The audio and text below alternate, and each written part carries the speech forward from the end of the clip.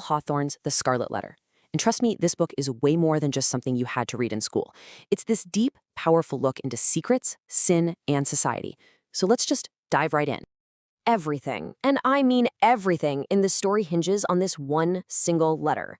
It's a capital A stitched in this beautiful, almost defiant scarlet and gold thread.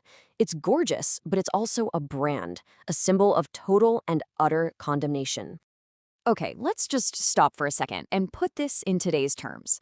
Imagine your biggest mistake, your most private moment of weakness, wasn't just a memory. Imagine it was something you had to wear, out in the open for everyone to see and judge you for, every single day. That's the question that beats at the very heart of this novel. So to really get why this one letter has so much power, we have to go right back to the beginning, where the book starts, with the raw public force of that symbol of shame. The book just drops you right in, no warm-up. We meet Hester Prynne standing on a scaffold in the town square, holding her baby Pearl. Her crime? Adultery. And her punishment is to wear that scarlet A on her chest. Forever. She's basically a walking, breathing sermon against sin for the entire town to gawk at. So you're probably thinking, an A? That's it? Why is this such a huge deal? Well, to get that, you have to understand the world she was trapped in, this absolute pressure cooker of a society, Puritan Boston. You see, the Puritans were on a mission to build this perfect, godly society. A city on a hill, they called it. And in their world, there was no such thing as a private sin. A private mistake was a public threat to the whole community.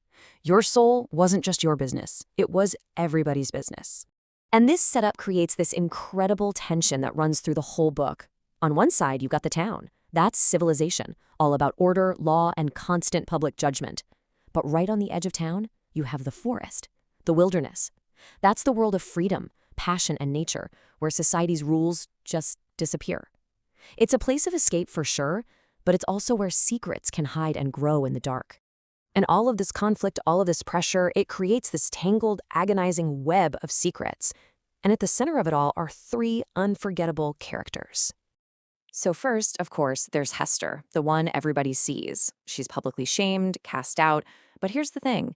Instead of breaking, she just endures. She absolutely refuses to name her lover. She raises her daughter all by herself, and with her incredible skill as a seamstress, she not only survives, she starts to change the very meaning of that scarlet letter she's forced to wear. And then, oh, this is the big one, the secret. Who's the father? Well, it's none other than Arthur Dimmesdale, the town's most celebrated, most beloved minister. So while Hester's sin is out there for everyone to see, his is buried deep inside. And that's really what the book is about, the psychological torture of that hidden guilt. The hypocrisy is literally eating him alive. And just when you think it can't get any more complicated, in walks Roger Chillingworth. Turns out he's Hester's husband, who everyone thought was lost at sea. He shows up just in time to see his wife on that scaffold. He keeps his identity a secret and dedicates his entire life to one single chilling goal: find out who her lover is and enact a slow, painful, psychological revenge. It's twisted. And this whole situation, it doesn't just blow over. No way. This drags on for 7 long years.